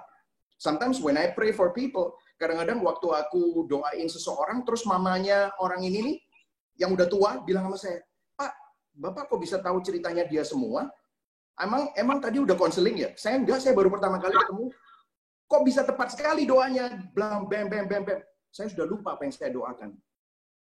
Ini semua Tuhan. Jadi saya tidak mengambil kesempatan ini untuk membuat saya jadi kelihatan lebih sakti daripada orang lain. Nah, disinilah I'm open but always cautious. And apa yang saya doakan, kalau saya mendapatkan sesuatu atau merasa terdorong sesuatu, saya make sure bahwa ini ada filternya, yaitu firman Tuhan, paling tidak. Dan scripture yang saya ingat, berdasarkan apa yang saya pernah baca atau berdasarkan apa yang pernah saya dapatkan dari Tuhan sendiri. Maksudnya pengalaman pribadi saya waktu saya berbicara dengan orang tersebut. Jadi buku tersebut berbicara banyak tentang hal-hal seperti ini. Who's Afraid of the Holy Spirit. Dan itu nanti saya akan kasih ke Sam untuk bisa dibagikan kepada para peserta. Jadi I'm in between the two of you. I'm the most charismatic out of all. I don't think so sih. Gue yang paling marah ya, paling I'm the angriest of all. Berhubung Mike udah mention buku-bukunya ini, aku posting di chatnya ini buku yang tadi udah diberikan sama saya oleh Pak Mike, Yogi dan Tezar juga, buat biar tahu bahwa narasumber kita dari kita tuh nggak buat spekulasi apa kita sendiri gitu ya. Ini narasumber ini Yosi, Mike dan Tezar sudah benar-benar belajar dan mendalami dan dari sinilah asalnya. Nah, mungkin salah satu yang ditanyakan ini saya susah pencetnya ya, answer live ya, soalnya banyak banget pertanyaannya, jadi saya campur aja dan sampai kata-kata sendiri. Itu saya kasih 2 pertanyaan langsung deh, biar efisien. Yang pertama, itu ada persepsi dari para penonton bahwa sebenarnya ini tuh kita nggak ketemu titik temu gitu. Malah bahwa Mike sama Yosi ini udah datang ke sisi reform, jadi bukan kita ke tengah, tapi Yosi sama Mike yang ke kita gitu. Jadi ada persepsi bahwa ini tuh bias gitu kan. Mungkin bisa respon dalam hal itu. Dan yang kedua ini ada banyak pertanyaan tentang gereja reform karismatik gitu kan. Itu kita sudah bahas secara muter-muter lah ya tadi dalam apa pembahasan kita. Jadi bagaimana sih sebenarnya 2 hal itu kita rekonsiliasi gitu. Jadi apa perbedaannya orang reform dan reform karismatik kalau boleh ditanya gitu. For me, first of all, I love CCC. Even though I'm not Presbyterian, I'm a charismatic. Tapi aku suka banget CCC. I'm a fan of you guys. I listen to you guys weekly, even though I don't belong to you guys. Tapi mungkin kalau aku bisa bilang bukan berarti kalau begitu I became fully reformed. Karena what I believe at the end of the day, apakah CCC mengajarkan Alkitab sesuai apa yang percaya, apa yang aku lihat di Alkitab. Dan kalau CCC mengajarkan Alkitab yang tadi seperti bilang, the primary doctrine-nya, I can see that they actually teach what salvation is, apa itu dosa, apa itu kasih karunia. Dan mungkin CCC reform, but hatiku akan jauh lebih condong kepada CCC daripada bilanglah ada gereja karismatik lain yang satu karismatik sama aku, tapi pengertiannya tentang dosa, kasih karunia, pribadi Kristus tidak sesuai dengan apa yang ditulis oleh Alkitab. Jadi bukan titik poinnya bukannya aku menjadi reform, bukan. Titik poinnya adalah apakah yang CCC ajarkan, apakah reform teologi ajarkan itu sesuai dengan apa yang aku lihat di Alkitab.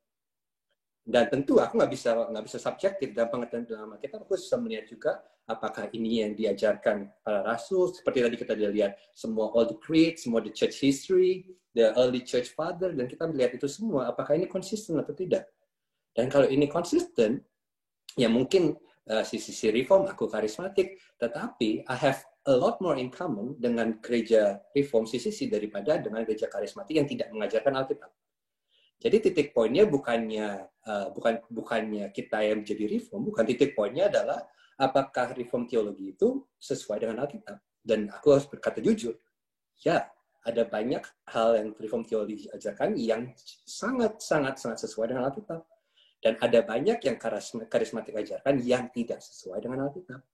Tapi bukan berarti kalau gitu aku menolak semua pengajaran karismatik, karena aku juga melihat ada karismatik yang sesuai dengan Alkitab, yang menurut aku reform juga salah. Nah itu, the different. Jadi titik poinnya bukannya aku menjadi reform, bukannya karismatik menjadi reform, tapi what does the Bible say?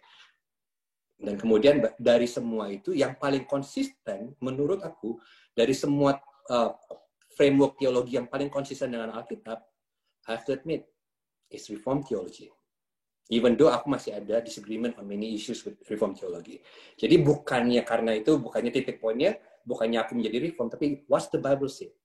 Okay, what does the Bible say? And if we agree on what the Bible say and what the Gospel say, then I agree on those. Okay, I agree with that. That's great. Malah kalau aku bisa bilang adalah gospel centeredness-nya itu tadi. The gospel should be the central of every single aspect of our ministry. Nah, disinilah yang menjadi titik temu kita.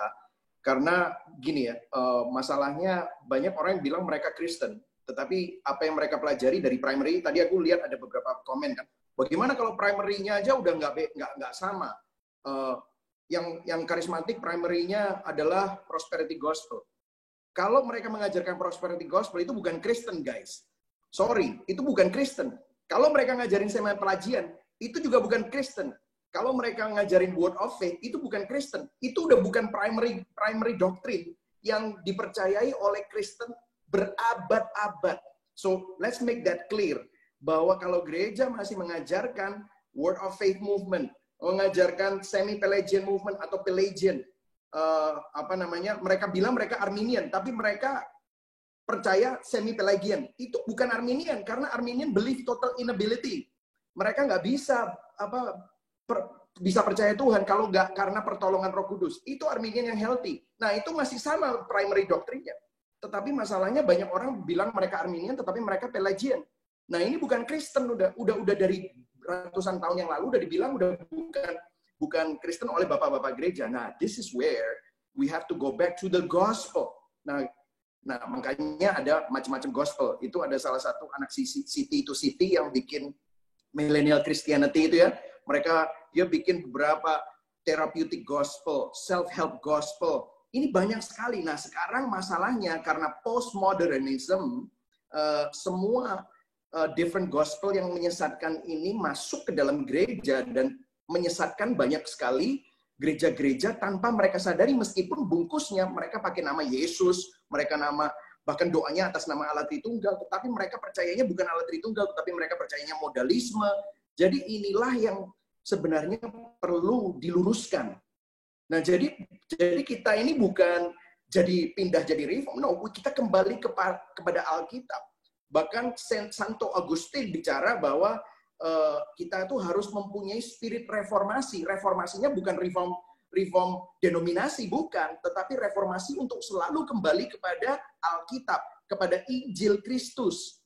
Bahkan Roma 10 ayat 17 berkata, iman datang dari pendengaran, pendengaran akan firman Kristus. Itu firman Kristusnya tuh seringkali nggak ditekankan di situ gitu. Jadi it's actually our titik temu kita itu adalah the gospel itself, dan kembali kepada ortodoksi of Alkitab itu tersebut. Jadi gini ya, saya itu bukan pakai kacamata reform terus sudah gitu liatin semua orang, ini salah nih, enggak. Saya coba berbagai macam kacamata sampai akhirnya menemukan yang paling konsisten, yang paling relevan dan paling koheren benang merahnya.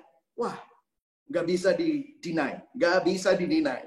That's what it is, Reform theology. That's why itu disitulah saya akhirnya kita harus kembali deconstruct our old way of mentality dan kemudian reconstruct kembali dan kembali kepada ortodoksi of the Bible itu lagi. Nah, disinilah menurut saya perbedaannya di situ. Jadi kalau misalnya orang bilang karismatik itu prosperity gospel, nggak semua guys. Ada juga yang banyak, yang healthy, yang kembali kepada Injil, nggak semua. Ya, kita berdua termasuk salah satunya gitu. Kita ini bukan berarti terus pindah. We're not in Reformed denomination. We're not in, jadi I'm just saying bahwa jangan generalize kita juga. Kalau tadi kalian kan menuduh kita mengeneralisasi. Enggak juga. Kita juga udah belajar, tapi juga kalian jangan mengeneralisasikan kita bahwa kita seperti itu. Anyway, sorry, I go off a little bit. Melencengnya nyambung somehow. Yes. Oke.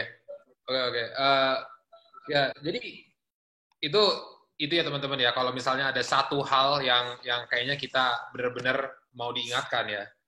Apa titik temunya ini? Firman Tuhan, titik temunya. Kita kasih list buku banyak-banyak. Pada ujungnya inilah buku yang kita harus baca. Dan di sinilah dimana kita bisa berdiskusi. Dan kita nggak berdiskusi berdasarkan spekulasi ataupun opini kita ya. Kita di sini bisa berdiskusi karena ada firman Tuhan yang sudah berfirman dan itu udah pasti benar. Dan kita hanya mencari apa kebenaran firman Tuhan. Itu kan. Dan kalau dasarnya itu kita bisa selalu berdiskusi dengan sehat. Ini saya berterima kasih dulu. Ini kita akan ada waktu untuk satu pertanyaan lagi mungkin. Tapi sebelum kita pergi, pertama saya mau mohon maaf ya kalau misalnya ada kesalahan dan mungkin saya di chat ini saya taruh satu link untuk survei pendek yang boleh ditulis karena kalau misalnya kita mau mengadakan acara seperti ini lagi, mohon diisi agar kita bisa melakukannya dengan lebih baik.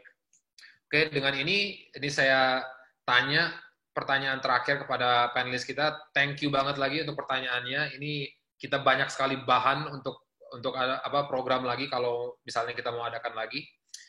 Ini mungkin pertanyaan terakhir ya tentang yang tadi Komang bilang.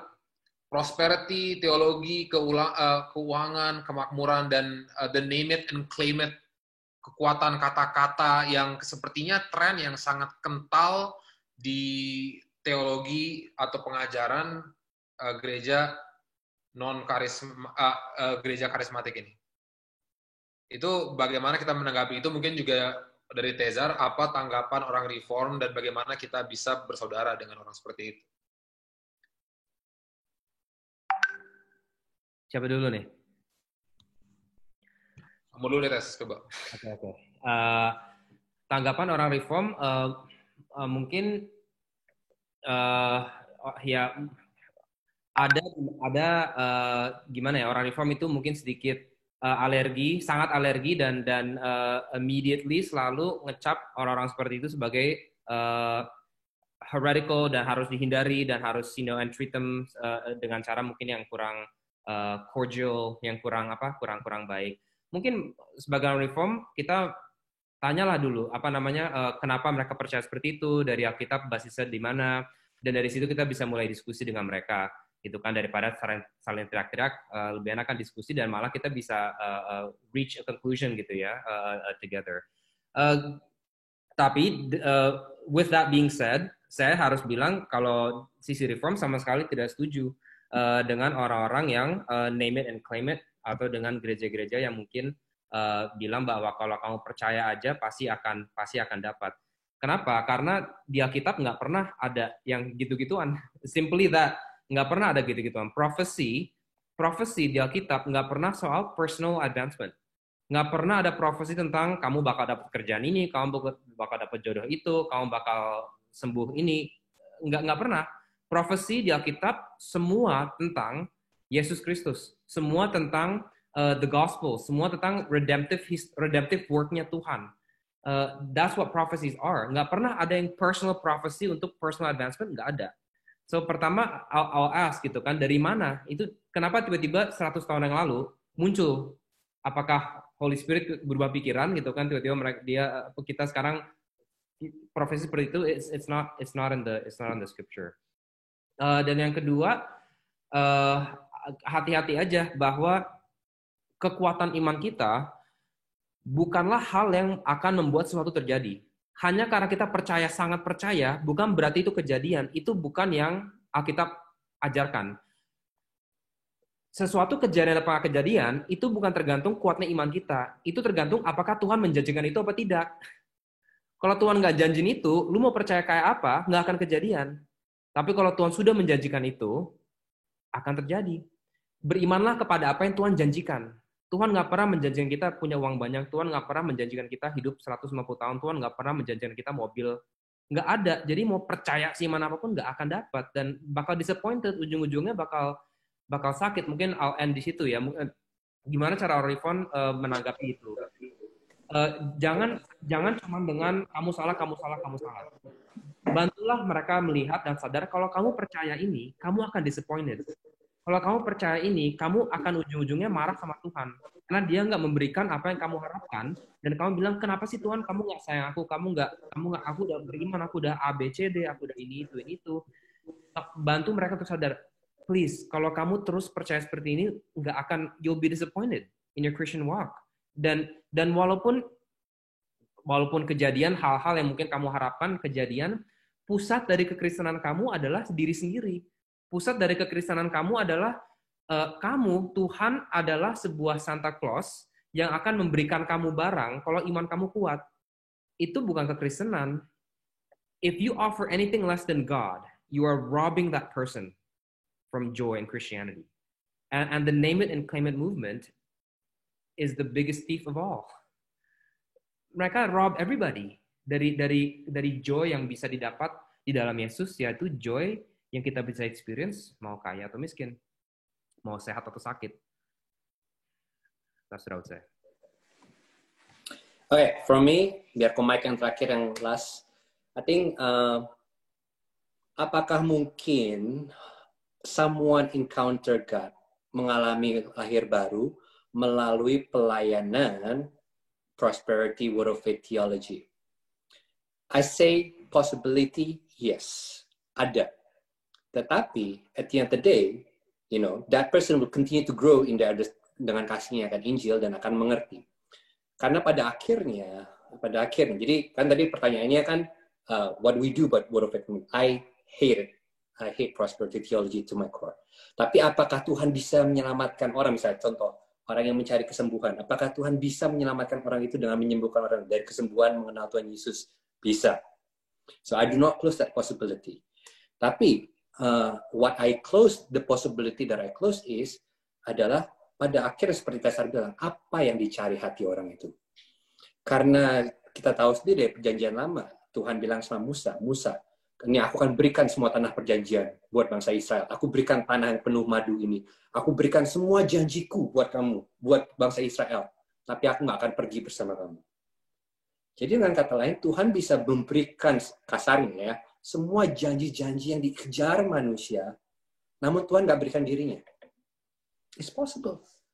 And if that's the case, that's not salvation. Itu nggak keselamatan. Kamu akan pada akhirnya, you will be condemned, internally condemned. Jadi pada akhirnya kita tahu bahwa salvation is not about having the promises of God, but having God of the promise.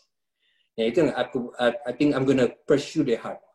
Oke, mungkin kamu mengalami kesembuhan, kamu bisnis bangkrut kemudian diberkati, gara-gara itu kamu percaya sama Tuhan. Oke, that's good. Tapi pada akhirnya sekarang pertanyakan hatimu. Apa yang sebenarnya kamu cari? Karena kalau yang kamu cari bukan Kristus, yang memuaskan kamu bukan Kristus, then it all vain. Akan tiba saatnya hujan badai akan datang dan semua bangunan itu akan hancur. Kecuali fondasimu adalah Kristus. So I don't close the possibility that they might get to know Christ through prosperity movement, but prosperity theology itself is evil.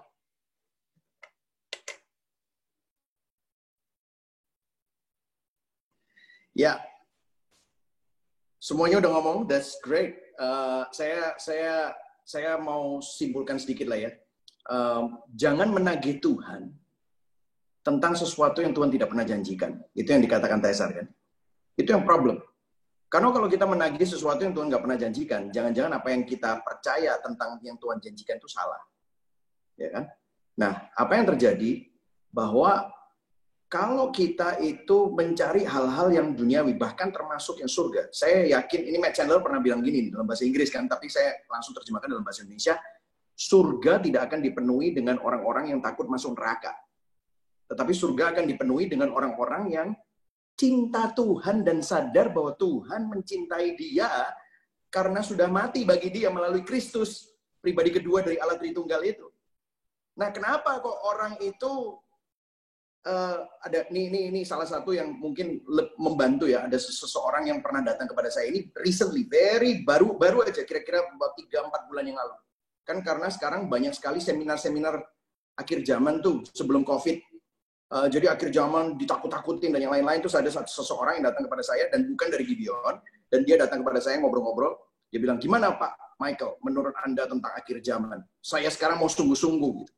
Saya bilang, "Kenapa kok kamu mau sungguh-sungguh?" "Iya, kalau nggak sungguh-sungguh nanti kita nggak di-rapture semua, diangkat ke surga sama Tuhan," gitu kan.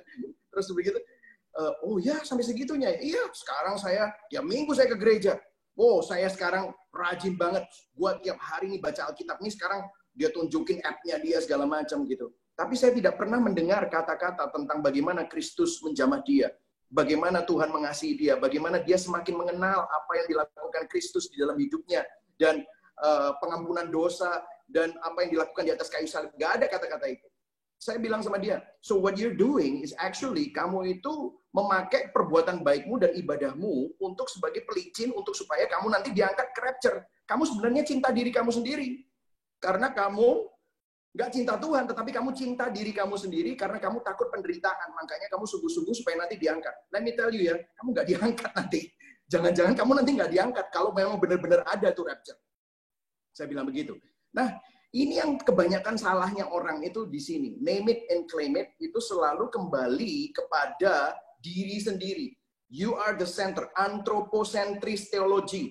Semuanya tentang dirinya dan semuanya tentang keuntungan untuk diri sendiri. Padahal Tuhan bukan ingin menyelamatkan kita dari penderitaan kita di dalam dunia ini. Tapi Tuhan ingin menyelamatkan kita dari dosa kita. Our sin. We have been trapped with the sin, curse of sin dari Adam. Itulah sebabnya dia harus mati untuk menggantikan kita. Supaya kita dapat menerima kelahiran yang baru. Kita menerima natur yang baru. Kita menjadi anak-anak Allah. Nah, di sinilah poinnya, problemnya. Ada yang tanya beberapa hari yang lalu, waktu saya post titik temu itu, bagaimana klaim janji Tuhan tetapi juga bisa menjadi biblical. Dude, klaim janji Tuhan dan biblical itu bertolak belakang. Kalau yang kamu bilang klaim janji Tuhan adalah kapal pesiar, Ferrari, rumah mewah, dan sehat selalu, dan nggak pernah sakit. Tuhan nggak pernah janjiin itu. Bahkan Tuhan dikatakan, Yohanes 16 ayat 33 berkata, "Di dalam dunia kamu akan menderita, tetapi tabahkanlah hatimu, karena aku sudah mengalahkan dunia." Jadi di dalam dunia itu, selama kita masih ada di dalam dunia, penderitaan, masalah, pergumulan akan selalu ada di dalam hidup kita. Tetapi justru di dalam itu semua, janji Tuhan apa? Penyertaannya. Janji Tuhan apa? Penebusannya. Janji Tuhan apa? Keselamatannya yang tidak bisa diganggu-gugat. Ini yang menjadi pengharapan kita. Sehingga khotbah di bukit make sense sekarang. Berbahagialah orang yang miskin di hadapan Allah karena dia mempunyai kerajaan Allah. Exactly. Jadi ini yang menjadi kontradiksi. That's why I really, kita benar-benar kita harus kembali kepada esensi dari Injil tersebut, karena banyak sekali Injil-Injil palsu yang bertebaran. Bahkan kalau saya mau bilang, kan Galatia 1 ya, yang bilang, kalau sampai malaikat yang bicara tentang Injil yang lain daripada yang kami beritakan kepadamu, terkutuklah dia. Nah, sekarang ada penglihatan terhadap malaikat, orang dengar malaikat ngomong apa, waduh, di mana Alkitab, di mana Kristus, di mana Injil, kok nggak kembali ke situ, gitu loh. Itu yang saya mau katakan itu tadi. Kuasa perkataan juga, kuasa perkataan kita bukan Tuhan. Itu word of faith movement ya, kuasa perkataan. That's very dangerous theology, karena akhirnya kamu akan menjadi Tuhan dan bukan lagi orang yang sudah ditebus oleh anugerah lagi. You don't realize who you are anymore. Gitu. Disinilah kita harus kembali kepada pengertian yang ortodoks terhadap Injil Kristus. Gitu. Oke, itu mantap banget. Mike, mungkin ada tanggapan? Last, I promise, last thing for me. Kita sebagai orang reform, Yosi, Mike, kita juga walaupun kita kita harus berbicara secara tegas ya, against false gospel dan against hal-hal seperti ini. Tapi dalam kalimat yang sama kita juga sebagai orang reform sadar bahwa the only reason kita selamat dan kita mengerti ini karena God was gracious to us. Tuhan mengasihi. That's right. Dan Tuhan bukan dia melihat orang pintar, ini orang baca kitab, ini orang baru diselamatkan, baru diberi pengertian yang baik, tapi karena kasih dia. Jadi dalam satu tangan ya kita harus call out these things ya, harus kita bahas. Tapi juga dalam tangan yang satunya kita bilang kita selamat bukan karena kita lebih baik, kita selamat bukan karena kita lebih ini, dan kita harus approach mereka dengan attitude itu seperti itu, dan I know itu yang sesuatu yang Mike dan Yosi juga will say just for our panelists, just for our pendengar supaya mereka dengar kita ngomong seperti itu juga. I think that's important. That's great. Great. Oke, teman-teman, itu sekian dari kami ya. Terima kasih sudah menyimak. Saya pribadi enjoy sekali. Ini tolong saya post lagi formnya. Kalau ada masukan ini karena interestnya ini lumayan banyak, ada kemungkinan, sangat mungkin ada episode kedua. Semoga kita bisa menemukan waktu yang tepat. Dan saya suka banget di mana akhirnya kita harus pada akhirnya tegas tentang apa yang kita percaya, tegas tentang kebenaran firman Tuhan, tetapi saling menerima sama dengan penuh kasih dan penuh gentleness. Ya. Mohon maaf bila kita ada kesalahan, mohon maaf. Ini pertama kali juga kita berusaha. Next time kita akan usahakan lebih baik. Dengan ini saya minta biar keren Pastor Tezar Putra untuk mendoakan kami keluar. Bahasa Inggris boleh nggak? Nggak boleh. Nggak boleh. Boleh. Okay. Guys. Okay, let's pray. Father, we thank you for this time.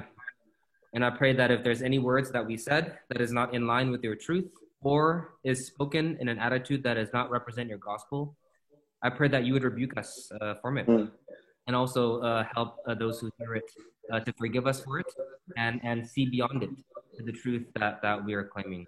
I pray that what is received from the session is that we can speak boldly and explicitly about our differences, but at the same time, realize the gospel is much bigger than that. Amen.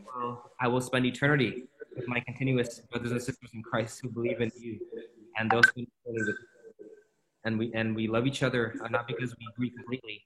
We love each other because we've been redeemed by the blood of Christ. And none of us deserve what we've been given. Thank you, Father, for Pastor Mike and Pastor Yosi and for Sam. And I pray that their ministries will continue to flourish, not for their own glory, not for the glory of their church, but for the glory of the one who died for them. And that you may receive all honor and all praise as you built up your church under the foundation of your word, by the power of your Spirit, washed by the blood of your Son, for the glory of your name. In Jesus' name we pray. Amen. Amen. All right. Thank you, guys. Mike, Yosi, thank you banget. Thank you, everyone. Mike, Yosi. Thank you, everyone. Appreciate it. Yeah. See you guys. Love you guys. Okay, bye. See you.